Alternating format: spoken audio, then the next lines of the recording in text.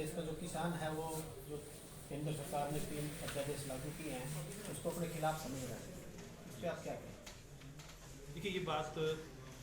पूरी तरह से हरियाणा की विधानसभा से लेकर के और देश की सबसे बड़ी पंचायत पार्लियामेंट और अनेक ऐसे प्लेटफॉर्म चौपाओं की चौपाल हो या अन्य कार्यक्रम हो, उसमें बहुत स्पष्टता के साथ ये बात सामने आई है कि देश के प्रधानमंत्री नरेंद्र मोदी जी वर्तमान समय में इस देश के अंदर किसान की जो चुनौतियां हैं, किसान के सामने जो चैलेंज है, और पिछले लंबे समय से और ख़ास करके देश की आज़ादी के बाद से लेकर के और वर्तमान समय तक देश के किसान को उसके हाल पर छोड़ करके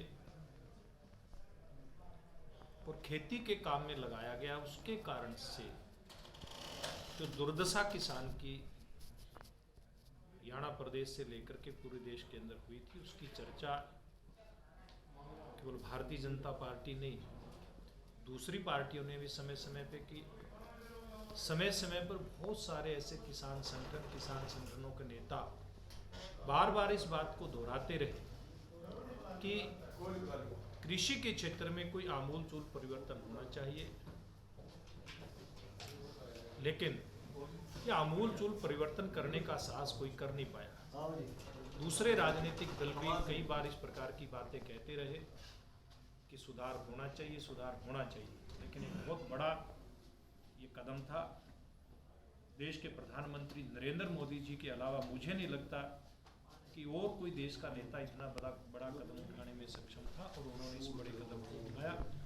लेकिन जितना बड़ा कदम था, जितना बड़ा काम है, उतने बड़े इसमें चैलेंज हैं। हमारे देश के किसान को कुछ राजनीतिक दलों ने अपने स्वार्थ के लिए जिस प्रकार से गुमराह करने का प्रयास किया, किसान को एक बात ये जचा दी गई, उसको ये जतला दिया गया कि उसकी ज़मीन चली जाएगी, उसका एमएसपी चला जाएगा। लेकिन देश के प्रधानमंत्री नरेंद्र मोदी जी के नेतृत्व में जिस प्रकार से केंद्रीय कृषि मंत्री नरेंद्र तोमर जी ने और अन्य मंत्रियों ने 11 दौर की बातचीत मंत्री स्तरीय हुई और कुछ दौर की बातचीत आधिकारिक स्तरीय भी हुई, उसमें बताने का ये प्रयास किया, समझाने का प्रयास किया कि इन कानूनों से किसान को किसी भी प्रकार का नुकसान नहीं है, सब प्रकार का लाभ होगा।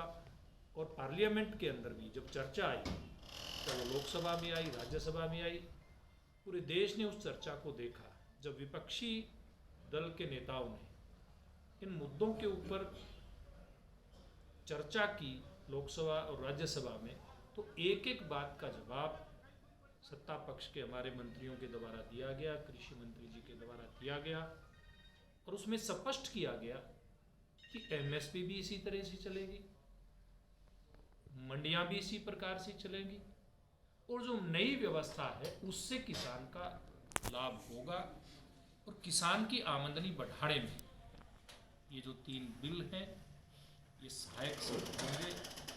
बल्कि इसके अलावा पूरी दुनिया आज एक परिवार बन चुका है। आयात निर्यात के चलते देश की फसलों के दाम में कभी गिरावट आती है, कभी तेजी आती है। जब इस प्रकार की नई व्यवस्था के अंदर हमारा किसान लगेगा, तो इस व्यवस्था के चलते, नई व्यवस्था के चलते दुनिया की जो मार्केट है उससे मुकाबला करने में भी हमारे किसान को इस नए कानून के कारण से सहायता मिलेगी। लेकिन क्योंकि एक बड़ा क्रांतिकारी कदम है, ये किसान के भले के लिए है, और भला वो भारतीय जनता पार्टी की सरकार, एनडीए की सरकार, नरेंद्र मोदी जी के नेतृत्व की सरकार के माध्यम से हो रहा है। तो इसलिए कुछ जो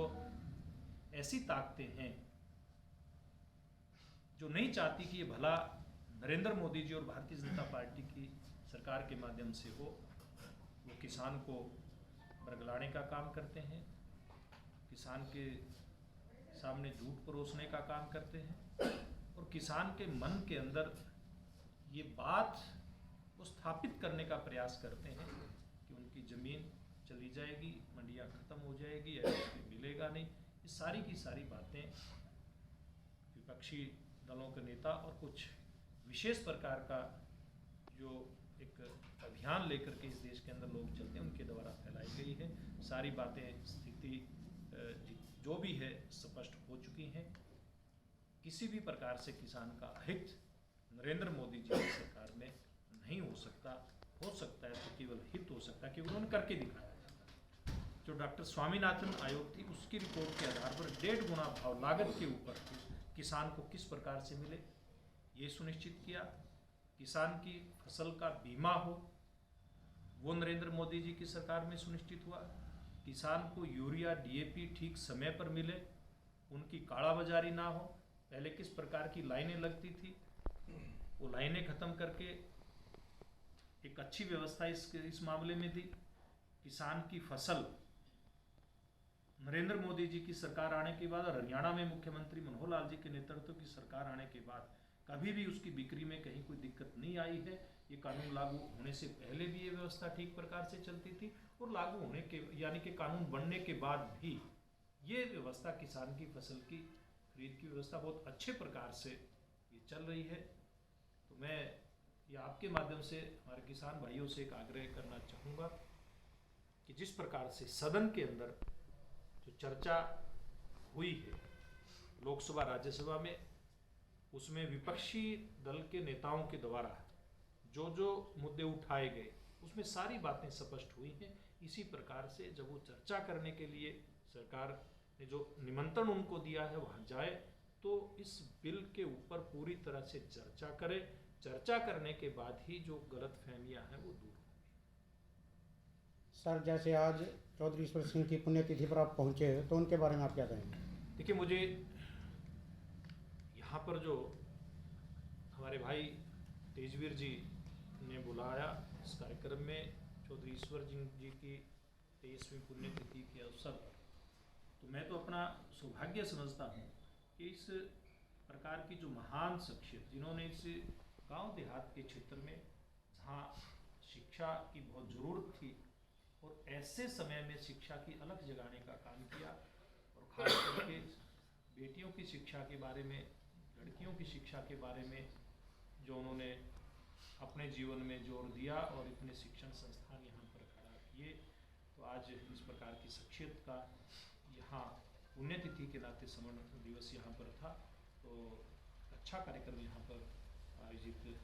तेजवीर जी और इनके साथियों के द्वारा किया गया। मैं समझता हूँ इस प्रकार की शख्सियत से हम सब लोग जो समाज में काम करते हैं, राजनीतिक क्षेत्र में काम करते हैं, उनको प्रेरणा लेकर के आगे अपने काम को बढ़ाना चाहिए। सर, एक लास्ट सवाल, जैसे सरकार कह रही है कि किसानों के पक्ष में है जी ये किसान मतलब बिल अपने, तो लेकिन जो 10 दौर की 11 दौर की वार्ता हो चुकी है लेकिन सरकार किसानों को संतुष्ट नहीं कर पाई, इसके बारे में क्या कहेंगे आप? देखिए, संतुष्ट तो मुझे लगता है तब ठीक प्रकार से हमारे किसान भाई हो पाएंगे जब ये कानून है, इन कानूनों के बारे में चर्चा करेंगे। अभी तक जो चर्चा हुई है, एक तरफ सरकार या सरकार से जुड़े या सरकार के समर्थक जो राजनीतिक दल हैं उनके अंदर हो रही है, और दूसरी तरफ जो इसके विरोध में है और जो किसानों को बरगला रहे हैं, ऐसे नेताओं की अलग अलग दो चर्चाएं हुई हैं। जब दोनों पक्ष बैठ कर के चर्चा करेंगे, सरकार और किसान जब चर्चा करेंगे एक एक विषय पर, तीनों जो कानून है उनका एक एक विषय है, एक एक लाइन है, जब उस एक एक लाइन को पढ़ करके सरकार के साथ हमारे किसान आंदोलन से जुड़े नेता, हमारे किसान भाई चर्चा करेंगे, और मुझे लगता है जल्दी इस प्रकार की चर्चा भी होगी, तब जाकर के सारी बातें समझ में आएंगी। जब कोई उस विषय के ऊपर चर्चा ही नहीं करेगा, वहाँ जाकर के सरकार की बात को कुछ सुनेगा नहीं, तब तक मुझे लगता है समाधान नहीं होगा। और जिस प्रकार से बहुत सारे ऐसे लोग आंदोलनकारियों के बीच में भी हैं जो चाहते हैं कि सार्थक चर्चा हो और चर्चा के साथ समाधान हो, तो उनके आधार पर ये चर्चा आगे बढ़ेगी, इसका समाधान होगा, इस बात के प्रति मैं पूरी तरह से आशान्वित हूँ। बराड़ा जी, एक 26 जनवरी को जो धार्मिक झंडा लाल किले पर फहराया गया है उसके बारे में क्या कहेंगे आप? देखिए, बात सारी देश और दुनिया के सामने आ चुकी है, और जो सरकारी एजेंसियां हैं, हमारे पुलिस खास करके दिल्ली पुलिस वो इस सारे मामले की तहकीकात में लगे हैं। इसकी इन्वेस्टिगेशन अलग अलग तरीके से अलग अलग एजेंसियां इसकी कर रही हैं और ये काम उन लोगों का है, जिन एजेंसियों का है, वो काम इस मामले में बेहतर तरीके से कर रहे हैं। Thank you sir.